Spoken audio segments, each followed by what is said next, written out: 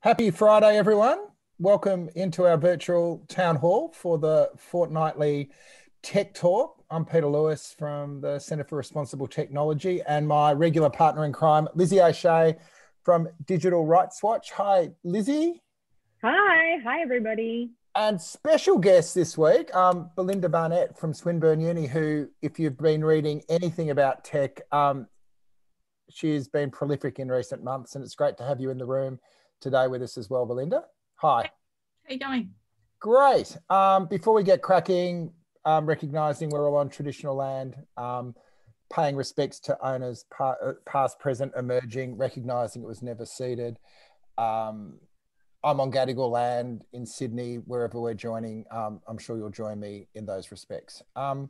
So some weeks we have a focal issue, and some weeks there's so many things that are bumping around and bashing into each other in the world of tech that it feels like we need to take a bit of a 360 view of the world. And in the last, we do a little bit of an email tree to keep people say we should be looking at this or that. And the inbox ended up overflowing this week, Lizzie. But I think we're going to have a look at the Facebook, both data leak and the idea of identification, which Belinda wrote about, and we'll kick off on that in a sec. I think we're going to have a look at Amazon and the battle that's going on over in Birmingham, Alabama for union recognition. And I was also keen just to have a bit of a dive into the Dominion defamation case in the States. So we've got a few issues to talk about, but I know that you also really want to talk about the Byron Bay Netflix doco. So we're gonna build up to that at the end. But doco. Do you mean reality TV show? But anyway, yes, let's talk about that at the end. One person's doco is another person's reality TV show, I'm sure. Belinda, welcome. Now, over the last 7 days, two kind of events happened, and they kind of bashed into each other. One was the revelations of 500 million users of Facebook's having their data compromised at the same time as a Senate inquiry suggesting that maybe people should submit a 100-point ID check to Facebook. So taking those two ideas together, what do you make of the idea of forcing users of platforms to prove identity? Right. So I think it's important that we separate out the idea of identity verification from the idea of having the platforms do it. So one of the problems with the proposal, and it was only one of 88 proposals, but at the same time, it's been tabled in Parliament, so we need to discuss it, and it will be debated in Parliament, is this idea that platforms like Facebook and Twitter would undertake that verification for us, which would mean that they would be the custodians of our identity documents for a start. So there are lots of data privacy and security issues related to that. So there's a different debate that maybe we can have here about the utility of identity verification in deterring abuse and trolling and stalking and that kind of behavior on social media platforms.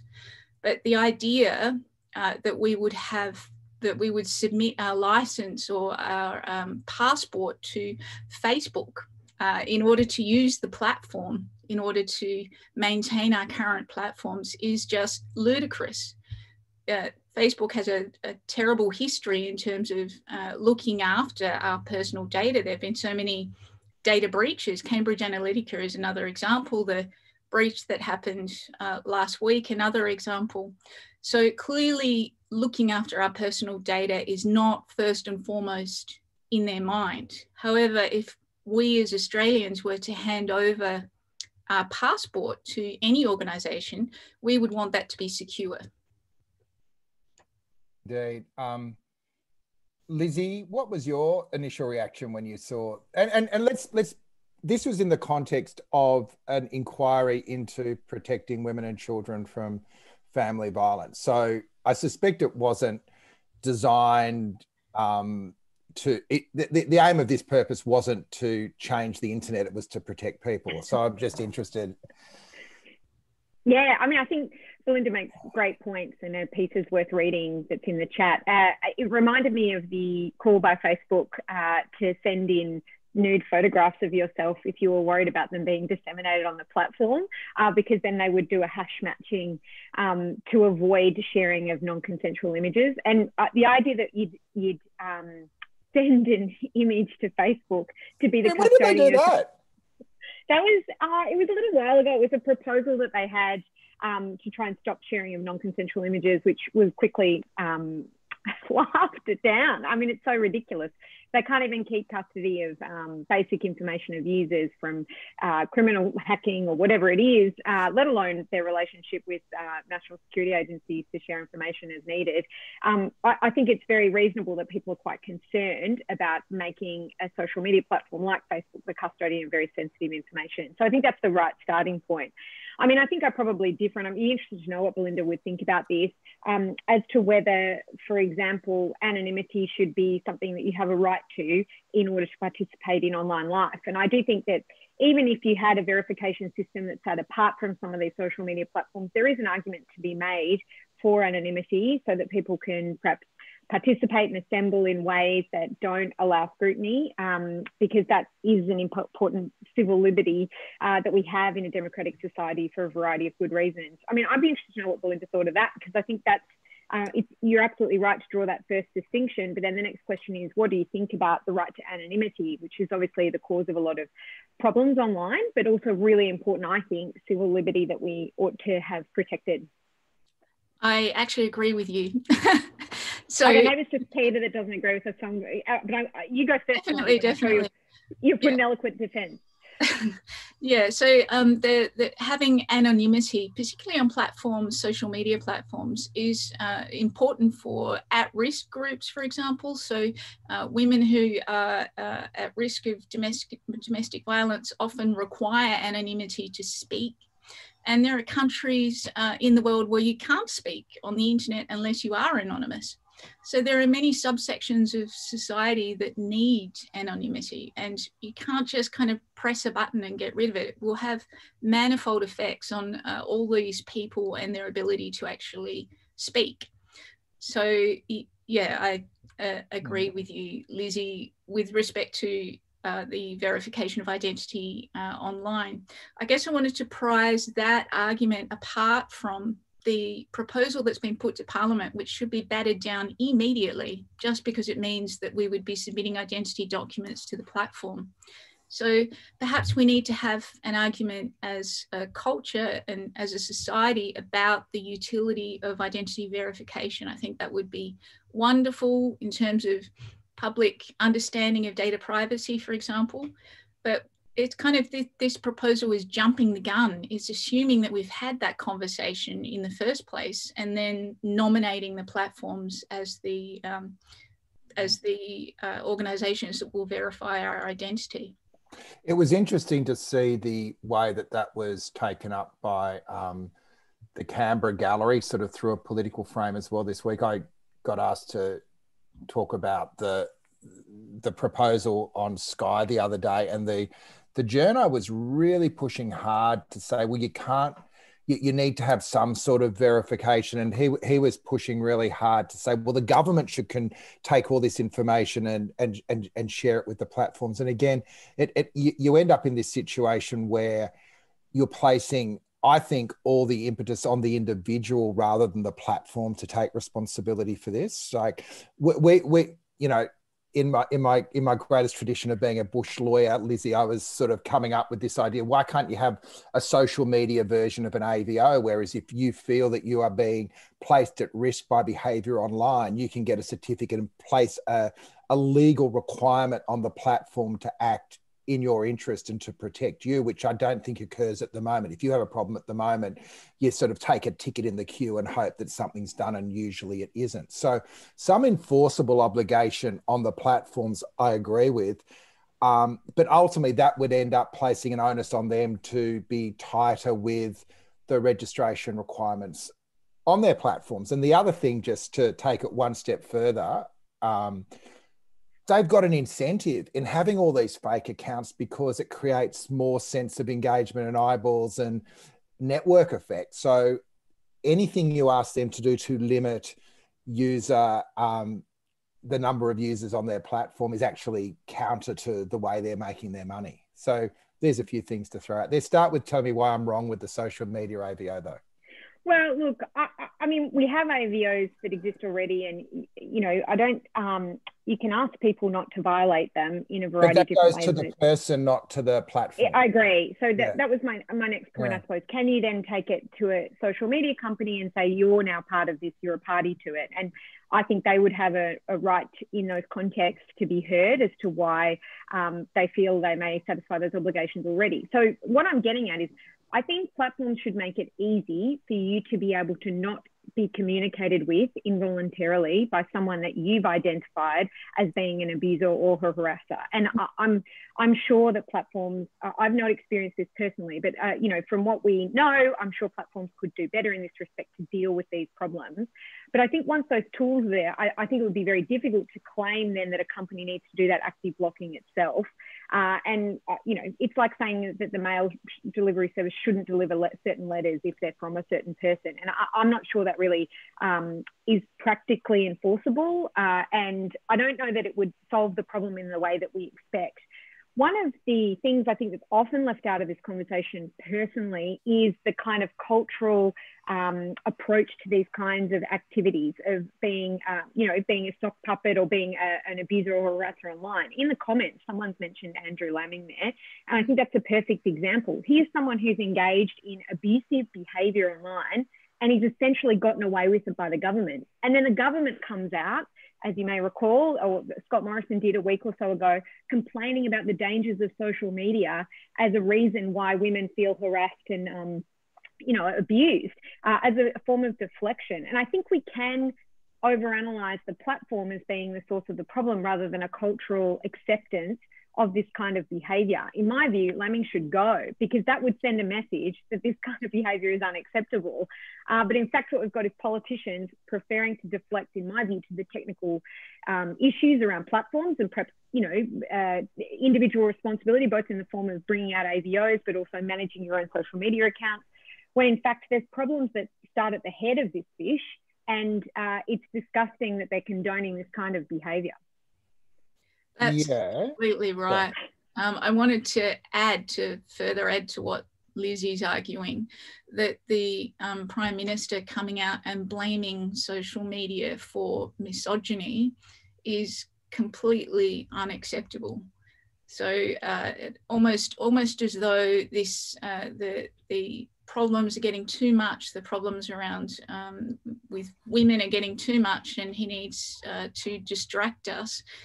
He's actually literally come out and said that social media is draining the reservoir of goodwill in Australia and our behaviour towards women. And that's just plain wrong. So on one level, it's a deflection, although devil's advocate, not even that. We over again say that the business models of the social networks and the tech companies create a sense of anger and division and incivility that breeds division in society. Now, if that's what he's talking about, I'd love to see where we go on that journey. I think it's a deflection, but there is something that he's building off that is real. Mm. I don't disagree with that, but I think if the government was serious about tackling violence against women, there are many things they could do, and it's always just a classic in my mind to say something about social media because it's an easy way of avoiding things. I mean, like, you know, Lucy, my colleague from Digital Rights Watch, has made the point that anonymity, or she's asking the question, why do people consider anonymity bad? Of course, it's the case that people will be stalked online, and it's really disappointing, awful behaviour. We need to have ways in which people can remedy that quickly, technically built into platforms, legally, and access to free legal services to be able to enforce those rights and the like. But the reality is anonymity actually serves a really important purpose for people who are dissidents, for people who are trying to hold power to account, for people who might be marginalised and subject to abuse and vilifications themselves if they're required to speak with their name attached. So I think we need to be really careful as well about assuming that anonymity is inherently a bad thing. And in fact, I think see it as a foundational right, much like speech is, that comes with good and bad stuff, and the bad things we have to find ways to manage culturally, legally, politically, but not ignore or not gloss over the very important critical role that anonymity plays in public discussion. So where is that line between the benefits of providing an opportunity for people not to be tied to their identity online with the behavior we've been speaking about, but also the multiple accounts, the fake accounts, the creation of an alternate world that isn't linked to real people by design for other purposes? Like, surely, I'm not saying that real identity and anonymity is the line, but where is that line? Like, there has to be something there that says that that's not okay. And then the really difficult thing is, how do you actually construct a way of getting rid of those models and those behaviors, right? I'd like us to talk about the assumption at the basis of what you just said, Peter, but also what a lot of commentators in the media have talked about in relation to this, which is that somehow removing anonymity would have an impact on trolling, harassment and abuse. So I've not seen any research to suggest that identifying yourself before you arrive on a platform will actually stop you being an abusive person, or will stop you harassing, stalking or trolling people. So there's what we'd call disinformation, or the bots that are made, for example, by external actors to drive home a political point. And then there's the behaviour that we're really talking about in this suite of proposals, which is, you know, domestic violence, stalking and harassment by other human beings. And I don't believe that removing anonymity would actually solve that problem anyway, let alone no matter who does the verification. Yeah, and the other thing I'd just throw into the mix is, you know, technology is obviously a huge issue for people who are dealing with abusive partners or domestic and family violence generally. And I think consulting with people who are dealing with those issues at the front line is a good place to start. But I'm not sure that anonymity would be the first thing that they mentioned. Like, there's ways in which you know, this has been documented in various surveys and stuff, but I reckon more work could be done here. But, you know, stalkers don't just stalk through social media. They also do it through, you know, toys that are connected to the internet that kind of, I mean, anyone who's interested in this topic should look up the Twitter account Internet of Shit, because it's always talking about devices connected to the internet that shouldn't be. And I think toys is a classic example where stalkers can use them as a way to monitor where their children are, you know, where their former partner is, or whatever it may be. I mean, there's lots of ways in which that might happen. Protecting against that kind of spyware, essentially, which is often sold and marketed as a way to keep tabs on your partner, I think that would be a great place to start. And to give people the option to disconnect devices from the internet and to know what particular kind of devices are doing, have transparency and accountability, so that they're designed not around facilitating abuse, but actually designed with the central focus of preventing abuse and giving users autonomy. And these kinds of things just fall out of the discussion, because this is what comes to the fore in a way that I think can really blind us to the much broader, more sophisticated problems that exist in online life for women who are trying to escape violent situations. Let that be the final word on that topic for now. Let's move to Birmingham, Alabama, where, can we call them the largest tech company on earth? Pretty close to one of the largest companies on earth these days. Amazon's facing a union organising. Now, the labour laws in the US are different to Australia. We might need to explain the context of that first, Lizzie, because every agreement is contested by a ballot in the States, isn't it? Which is unlike the laws here. Yeah, the right to bargain. Yeah, so why don't we just explain what's going on and then where that fits into the context, and then we might talk about some of the tech tricks Amazon's been deploying as well. Yeah, well, I'm very much a bush lawyer when it comes to US labour law, but I'm sure as many people in the Zoom room will know, in order to have a union be established and recognised as a bargaining partner in a particular workplace, you need to have a ballot of employees to approve that, which is a hugely damaging obstacle for organising, and to my mind seems kind of completely at odds with basic civil liberties, including the right to assemble and associate with others. But in any event, because essentially it stops you from meaningfully being able to join a union if your colleagues don't agree. But in any event, it creates a real marketplace in union busting as well, yeah? Oh, yeah. For sure. And so, of course, it just opens up the mechanisms for companies to challenge attempts to unionize workplaces. And so we know in relation to Amazon that there's been a few attempts to unionize at various points in time. And there are some union workplaces in Europe where these kinds of provisions don't exist, but that Amazon has reacted extremely strongly to all these attempts. And this one in Alabama, they're still counting the votes, obviously, and it looks as though the union effort is going to go down by some margin, which I shouldn't be surprised about, really, in the context of the very sophisticated campaign that Amazon's been running. But I think it does give us pause to think about how this company uses the tools that it's built to surveil, monitor, and organise its workforce in a particular way that doesn't serve their interests. And, there's been some reports about this that we can talk about the kind of work that Amazon is doing and the kind of work it's putting its data to stymie efforts at unionisation. Yeah. One of the interesting ones, back to our previous discussion, has been the creation of fake anti-union employee accounts on Twitter to target other Amazon workers about what a great employer Amazon is. So I don't know if you want to go back to our previous discussion, but wow. Some of those were completely transparent. I don't know if anyone had seen them, the personas on Twitter, but they were unbelievably transparent. They were set up to be PR machines, basically. And I don't quite understand how they were not taken down. Were you shocked, Belinda, that at the lengths that they went to? Yeah, absolutely. Firstly, it just seemed so transparent. And there's also the behavior of the Amazon account itself. Like, it stopped being a corporate. We expect our corporations to be a little bit distant and neutral when they're communicating on Twitter, but suddenly it became quite aggressive. Did you notice that?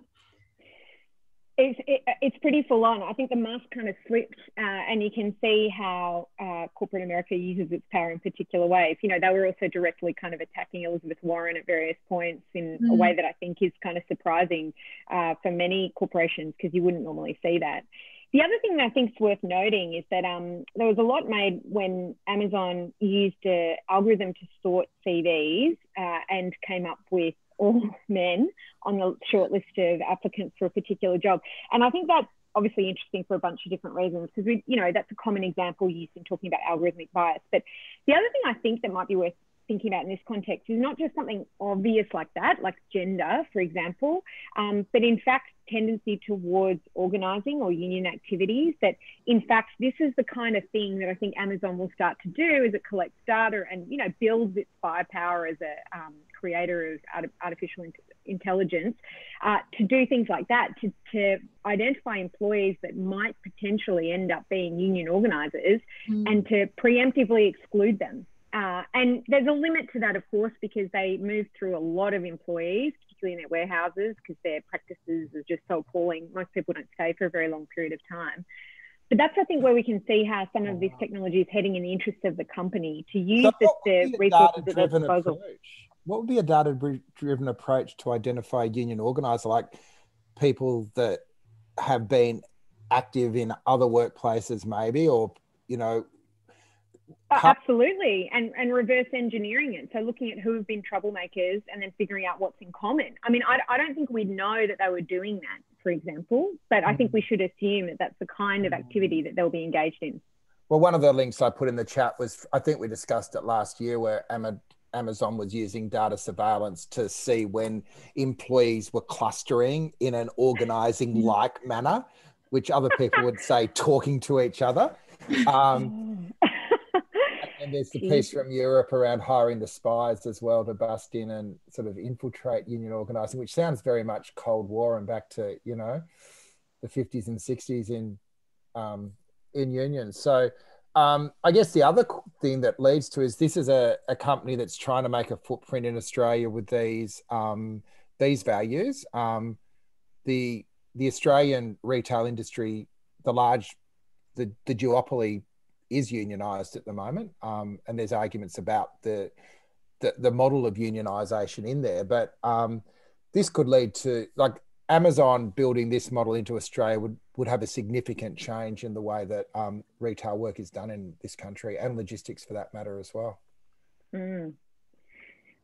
I mean, I'm curious to know, Belinda, I mean, you're more across the kind of media landscape, obviously, as an expert than I am. But, you know, you were talking about the way in which they engaged online and had a persona there.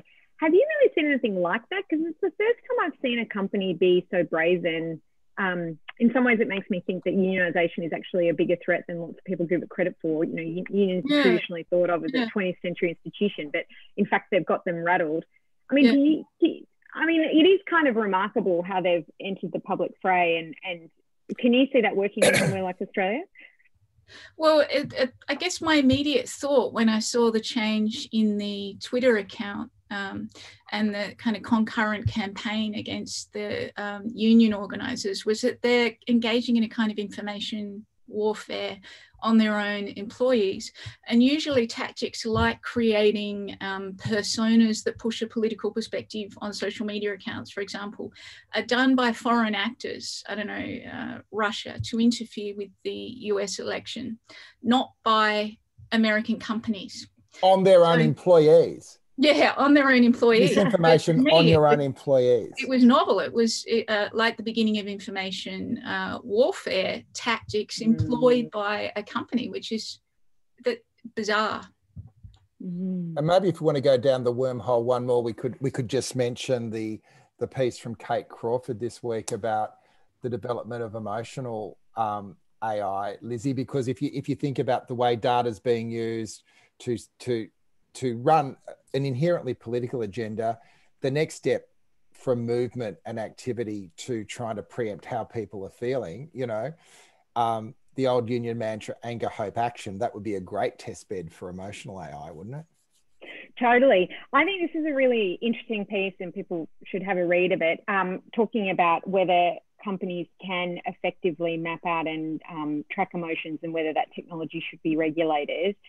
But, you know, we've talked before in these sessions about Microsoft Outlook suite of tools, Office suite of tools for very micro management techniques taking hold, and that we're at particular risk of this in a working from home age, because more than ever, you know, employers can track what their staff are doing using technological tools when they can't see them physically in a way that they might have previously.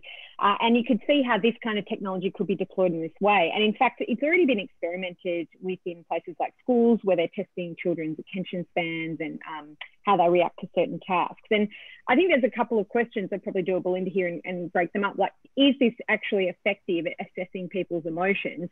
But the second question, I suppose, that goes with that, and I think there's a lot of question around that first question, is what are they doing with this? Because even if it's not effective, or even if it's effective in a particular way, it still might be used by either employers or Amazon to kind of target, even in a very blunt way, activities that are dissenting to company program or non-compliance with certain work instructions, just making for a really terrible workplace, as you can imagine, and an undermining of trust, which I think is a really serious incursion on workers' rights and should be brought into the dialogue of what it means to be an employee that's given dignity and respect, that perhaps freedom from these kinds of surveillance tools should be something we should be talking about in the context of workplace bargaining more generally.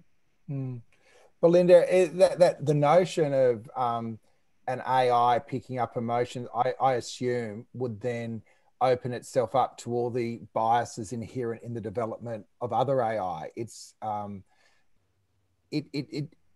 even the concept of it to me seems so fraught that it's hard to imagine a purpose, although I'm sure you could sell a purpose to people willing to pay.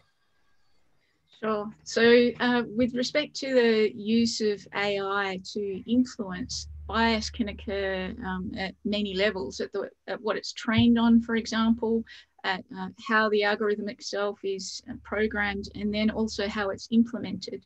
And the thing about companies like Amazon or Facebook using AI to influence people's emotions or behaviors is that they're biased at all three of those levels. There's no transparency on how they've trained the algorithms. We have no idea what's inside the black box of the algorithm itself. And then we know that what it's using this for is not for our benefit. It's to sell us stuff or to, sell advertisers the right space in front of the right eyeballs. So it's I think we need more transparency and regulation at all of those different levels.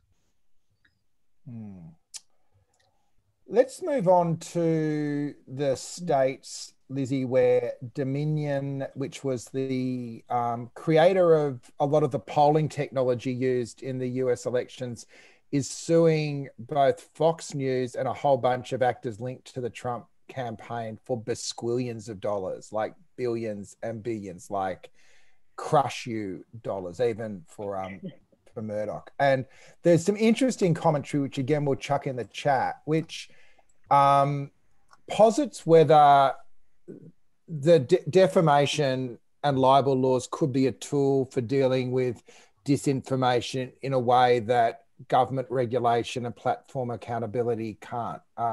Interested as the lawyer, what your thoughts are on that proposition. Yeah, it's a really interesting idea. So, if you're a company that provided electoral services and Donald Trump is telling you that the election's been rigged, that brings your reputation into question as a provider of those services. Do you have a right to sue then people making these statements and seek compensation for the damage caused to your property as an individual and your business? And it's not really something that exists here in the same way, in part because we had an approach to consolidating and making uniform defamation laws across the country. So originally states had different approaches. They've now been uniform for a number of years and essentially got rid of libel. So the kind of cause of action that we're talking about here for companies. And so for the most part, it's very difficult as a company to sue for defamation. You have to have fewer than 10 employees or be a certain particular kind of company. So most companies don't do it and aren't eligible to sue. So most defamation proceedings are brought by individuals. I've always had a very mixed feeling about defamation because I'm not sure it's always been a good thing, in part because, one High Court judge famously described it as a source of tax-free income for politicians, which I think has proven to be true at various points in time because there aren't sufficient defences. So I'll put that to a side for 1 second because I think the point you're making here is, making individuals pay for lying about things by private actors who are suing them is a more effective way of tackling misinformation than asking platforms to monitor it themselves as a potential content moderator. And I think it's a really interesting idea. There does exist a kind of idea of injurious falsehood in Australia, where, if there's malice associated with the representation and it's caused you damage, you can sue. I'd be interested to see whether this would work. It has to have a specific set of circumstances that give rise to it. And I don't think that would deal with the majority of misinformation. But as a general proposition, as a class actions lawyer myself, I like the idea of making wrongdoers pay because I do think that can force better behaviour from those who are powerful and wealthy than just allowing them to either have their content removed by some kind of corporate arbiter like Facebook, or even being deplatformed, which is what happened with Trump. So I'm not sure it would necessarily work, and the facts have to align up very carefully. But I do think we should think about ways in which powerful entities who say terrible things about people should have to bear some consequences in the form of damages. Because I should say as well, with just one last thing with defamation, there have been some good instances of where this did work. It's not all terrible. Miranda Devine having to pay the family of, I can't even remember his name. Aidan Blake. There you go, who was defamed. That's a good outcome. Unfortunately, that's not, I don't think, the common use of this tort. It's usually by people with big reputations, with lots of resources at their disposal to sue. And that's not really what we're talking about here, which is trying to shift the power in favour of people so that misinformation can't circulate online. Yeah, I guess I was thinking about in the context, you look at all those years of trying to address smoking, and it ended up being OH&S that was what really shifted and damages for workplace safety breaches that actually shifted the culture there. And I know my good friend Melissa Sweet, who runs the Croaky public health website, has disinformation as one of the priorities in terms of public health at the moment, and thinking all that through about whether there are legal tools to enforce safe environments for people that aren't being used at the moment is really interesting, I think. I guess one of the problems I have with defamation law is it has quite a silencing effect on people, particularly in Australia, where media outlets and individuals are afraid to say what they really think. And it's become a little bit farcical of late, because we see Peter Dutton issuing, defamation notices to Twitter users. To Twitter. So explain that, Twitter users, including an unemployed guy.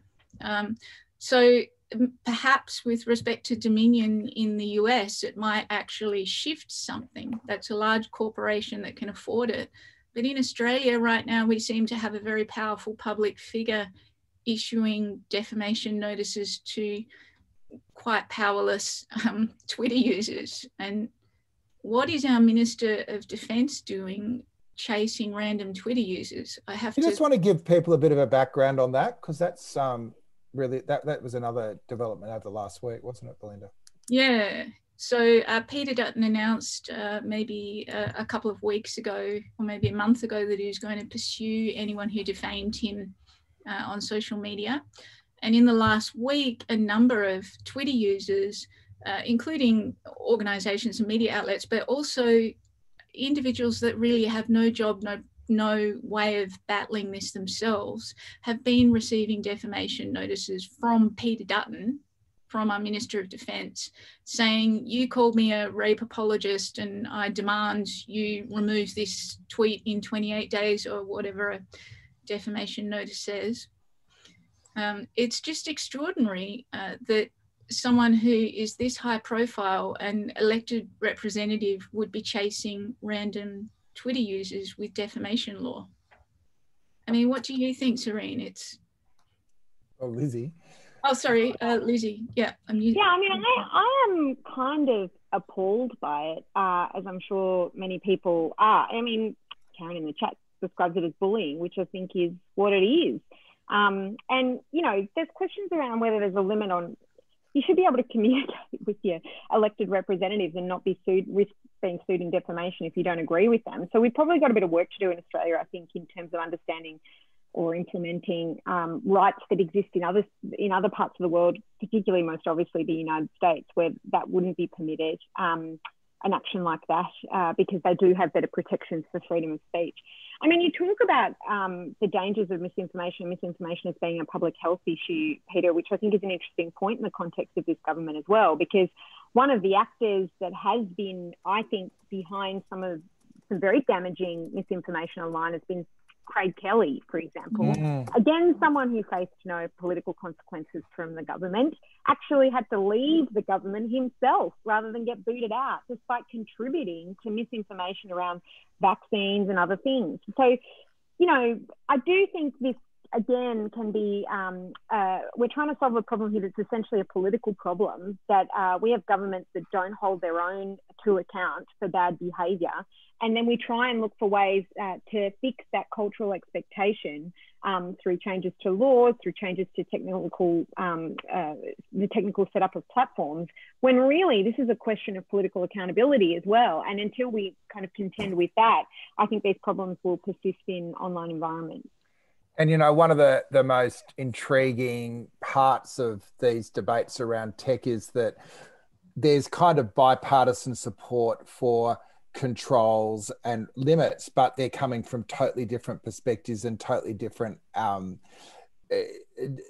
agendas, but driving that change. And so it's often a very strange alliance going on when you do have someone like a Peter Dutton who's using the same tools that organisations are using against the Trump campaign. Yeah, I mean, I think also it's just funny how the left is constantly told that they're snowflakes and they get offended at everything. And then we have the Minister for Defence suing people in defamation for saying nasty things about him on Twitter. Like, the hypocrisy knows no bounds. Anyway, I'll let it go. what I Well, expect from I him. reckon we've exhausted that. We're kind of bouncing through this at a rate of knots today. I think it's just because everyone's views are so well focused. If anyone on the floor wants to pipe up, just either put their hand up or send me a message or go, yep, I'd like to chat, and I'll put you on the room. But while we've got Belinda, who's dropping off in about 10 minutes, let's talk about influencers and the economics of influencers, Lizzie, because I know that you're very excited about the Netflix series Byron Bay and what it says about Byron Bay. Byron Bays and what it says about I guess our cultural moment, but also I think the extent to which the whole idea has been normalized that, you know, acquiring a network and monetizing a network is a useful social pursuit. Yeah, well, I'm curious to know what Belinda thinks about this, so I'll just be quick as introducing it. But I was watching the SBS series on this where they had a journalist go undercover and pretend to be an influencer and amass a huge number of followings, get linked up with an influencer promotion company, start making money from promoting brands despite the fact that the account was fake. And this is a huge industry with a huge amount of money, and small businesses often putting money into promoting their products online, and companies have no interest in social media platforms have no interest in giving the truth about how influential that kind of marketing is. But also it just contributes to just a miserable online culture, in my view, where, you know, you can't trust what people say, that it's very difficult to enforce whether promotions are paid for and for users to know that. And I don't know, I can't stand the whole culture. So then to find out that Netflix was increasing its local content by running a show called Byron Bays, which is about influencers, Bays, B-A-E-S, running a show about them and influencers in Byron Bay, I just found to be hugely depressing, given that they could be doing all sorts of different things and analysing online life in lots of different ways. And so I'm sort of not surprised that Netflix did it, but you know, I heard them on Radio National spruiking this as great local content. It just made me really want to vomit. But I'd be interested to know, Belinda, what you think about influencers. Well, I tend to agree with you with respect to the Netflix series. It would be a lot better if it was, for example, a documentary about how influencer culture works within Australia rather than... celebration. Yeah. But maybe they will include elements of critique in it, critique of the industry itself. We don't know. But I guess at the moment I'm expecting wellness tea and improbable yoga poses by the beach. It's interesting. Mark Andreevich, who's a friend of Tech Talks and most people here, was telling me that, you know, he famously predicted the rise of surveillance capitalism and that whole idea of people giving up their privacy off the back of watching reality TV back in the States in the 90s. And he just came to this realization that if people are prepared in the pursuit of recognition to give so much of themselves over, that becomes a business model that will be exploited over time, particularly as you flatten those structures, and it's actually become the energy to drive it. And, you know, with teenage kids and seeing the way that influencers don't just fill up news feeds, but actually shape debates to the point where you get two teenage kids with different algorithms having different views. It is a really interesting to see that's become the value, that the value proposition that drives the momentum on these platforms is just recognition, pure and simple. And then it's ways to further become recognized becomes its own virtue. Yeah, well, like Nicola's talked in there about what it's like to have kids, and actually becoming an influencer is an increasingly popular career choice that lots of children do express at very early stages, which I think is kind of alarming. And like, we're having a debate at the moment about online safety. You know, we've got an online e-safety commissioner who, you know, if this bill goes through that we spoke about last fortnight, will have huge powers to deal with all sorts of things online. But this isn't something that's really discussed. And it's an instance where business meets exploitation in a way that it's often rarely able to be discussed, because to tackle the problem of influencers and how they might be really degrading for children's self-esteem, how they might be converting people into consumers primarily rather than political actors or people with agency and desire to make society a different place. Like that's something that's sort of left untouched by this whole debate, because it would be undermining the entire business model of surveillance capitalism. But I really think it's an important part of what it is to have a safe online life. I don't know if there's parents in the audience who want to talk about this, but I can't imagine how difficult it is to deal with the consequences of constantly confronting influencers online who project a particular form of lifestyle, of body image and the like, and how you actually start to resist that. And, you know, we should be seeing them as kind of a form of cigarette companies of some of these online environments, just hugely toxic for a variety of reasons. And, you know, transparency is part of it, but also changing the whole business model of surveillance capitalism has to be part of it as well.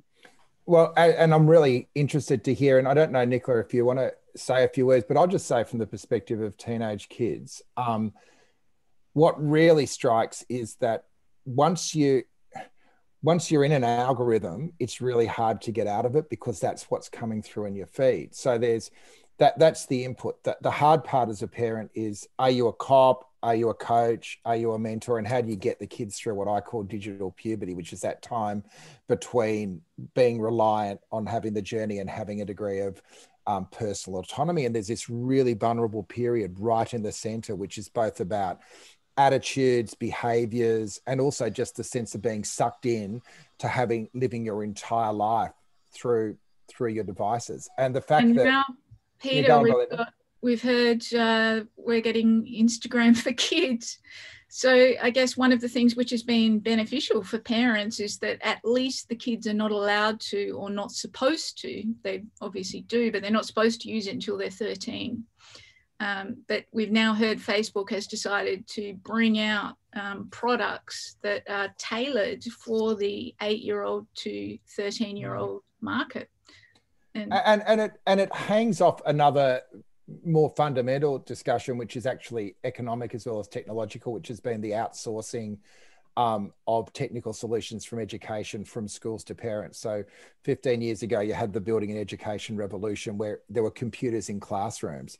A vendor-driven strategy has shifted all the cost and requirements onto parents. So it's all bring your own devices from late primary school to high school, but also it's work out for yourself how to create effective filters or rules. None of that is centrally taught or anything. So there's been this massive on one level, there was a exceptionalist view that you could educate kids purely online. And the second part was, and we'll outsource all of it, all the cost and also the responsibility to parents. So yeah. Don't talk to me about parenting. I'm terrible. Yeah. I mean, Sam Floriani, another one of my colleagues from Digital Rights Watch, she's made a very valid comment, I think, in the chat. And maybe Sam wants to jump in and talk herself. You know, I'll let her think about that. But yeah, I mean, I guess it's also important to kind of set the terms of this discussion as well. What constitutes an influencer and what doesn't, and what are we talking about when we talk about influencers? Because I do think there are ways in which people can be very influential online in a positive way to connect people to communities that they might otherwise be entirely without. And I particularly think of LGBTIQ youth who might be very isolated, and they find a whole community online which is very encouraging and supportive. And so, of course, that's critically important. But the monetization of this kind of thing I find pretty troubling, which is, I suppose, sits in a slightly different camp, although there can be overlap. So I do think it's important that we talk about ways in which people use their social media influence to encourage public participation, and that can sometimes also involve monetization, and where we draw that line is difficult, I think. Yeah. Do you want to jump in, Sam? Don't have to. She may not. Yeah. And, you know, I don't want to come across as being you've got to protect kids from technology, but I think the pendulum has swung that you just feed them to the lines, and there needs to be better. And I hate the discourse of digital literacy as well, because I also think that puts it back on to parents to drive that. I think that there is not a targeted understanding of the challenges though that these kids are facing as they go through their teenage years. To Nicola's point, I think we're there. Sorry. Oh, I think we have to be their custodians until they're old enough to know how to use social media, so that we have a responsibility as parents to understand what they're doing online when they're 8, when they're 10, when they're 11, so that we can teach them about the dangers and teach them how to cope. So an 11-year-old is simply not equipped to handle it if they are trolled on Instagram or on Facebook or on Twitter or whichever social media platform they choose. And I don't know that they're equipped to understand a phishing link, or if they're being had or conned or groomed. So we absolutely need to be aware of what they're doing. And if that sounds a bit like I'm promoting surveillance of your kids, maybe I am when they're young. You have to be a custodian for them until they're old enough. Particularly in a world of addiction by design and everything as well. Sorry, Sam. Hi. Yeah. Hello. I mean, so firstly, I think Belinda is making a good point here. I think it's tricky with kids and young people in general, but I think something that I get frustrated with seeing, which happens to come up a lot, especially at the moment when talking about online safety and online safety bill, is this kind of very like top-down approach and just like sanitizing what they can and cannot see, which I don't think is effective. Like, obviously, I think we're all on the same page here about needing to have those kind of like constructive conversations that are, you know, interactive, not just, you know, trying to put a blanket, like censorship kind of layer over what kids can and cannot interact with. But on the influencer thing, I think, Lizzie, you make a good point before about how that idea of monetization makes a big difference. It's been interesting recently on social media, at least in my little algorithmic bubble, is that there are more and more people who are very influential, maybe not necessarily the influencers in the sense that they aren't, you know, they haven't got huge deals, but they're posing by a yacht and like holding a, you know, a branded drink or whatever. Sponsored by bubbled water, yeah. But they are doing more and more partnered, monetized work with particular brands. And there is this kind of growing sense of transparency in that space as well. A lot of them will go out of their way to be like, this is an ad. This is how I am able to make some money alongside of this political work that I'm doing, which I think, you know, is kind of complicated because there are these sort of... So are you saying that there are people that are political activists that make their money as brand ambassadors? Well, that part of their money, yeah. I mean, wow. If they're not getting a lot of pay, you know, writing op-eds for free, then they're going to make their money somehow, which, you know, I can't begrudge them that in this. No, neither do I. I just hadn't considered that was something people could do. Yeah, and there's this real sense of like they've taken the time to build their platform and their community with their little slice of Instagram or whatever platform it may be, and they will often be like very upfront about how this is a mechanism for them to make some money, and they may not be comfortable with it, and I'm not necessarily comfortable with it, but you know, I guess it's part of the reality of the system. Thanks, Sam. We're almost at the hour. I know Belinda's got to jump out. Is there anything in particular you've got your eyes on over the next fortnight? Oh, you're asking me? Yeah. I'd like to know how Facebook is going negotiating with smaller rural and regional outlets. And if it's even happening, yeah. No. So I'm a bit concerned about what's happening there.